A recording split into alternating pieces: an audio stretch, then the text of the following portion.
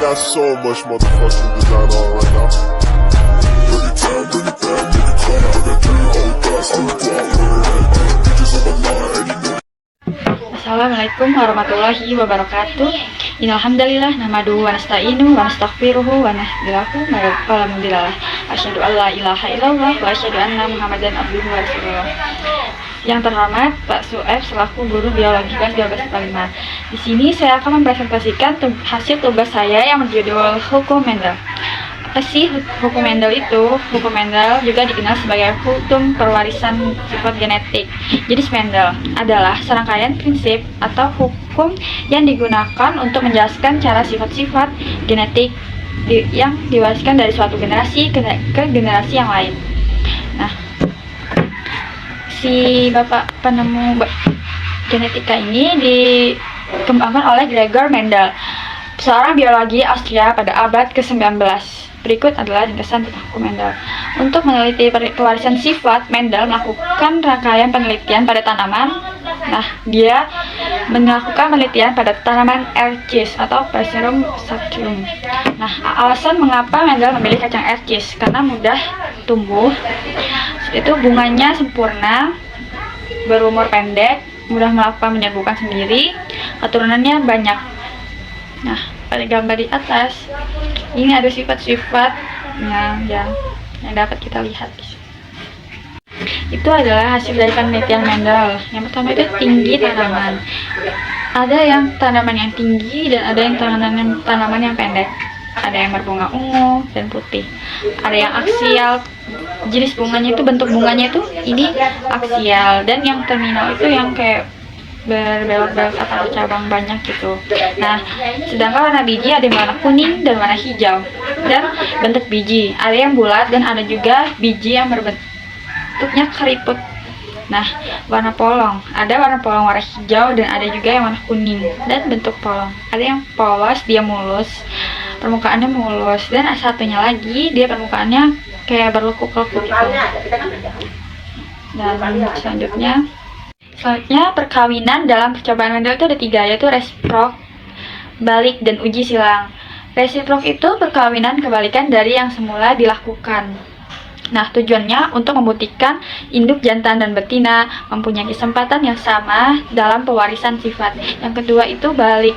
Balik itu perkawinan antara individu F1 dengan salah satu induknya. Nah, tujuan dari balik itu untuk mencari genotip induknya. Nah, yang ketiga ada uji silang. Uji silang perkawinan individu F1 dengan induknya yang bersifat homozigot dan resesif. Nah, tujuannya untuk mengetahui individu bersifat homozigot atau heterozigot. Selanjutnya saya akan menjelaskan tentang hal penting dalam hukum pewarisan sifat. Yang pertama, induk mewariskan sifat pada anaknya melalui gen. Gen dilambangkan dengan huruf besar dan huruf kecil.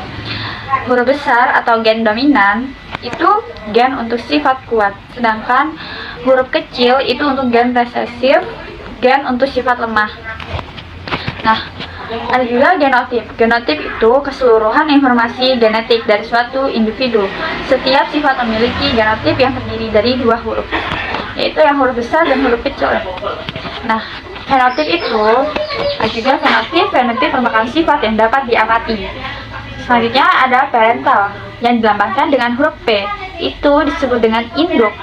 Ada gamet, yaitu sel kelamin jantan atau betina yang membawa setengah gen induk dalam membentukkan alel secara bebas atau hukum segresi.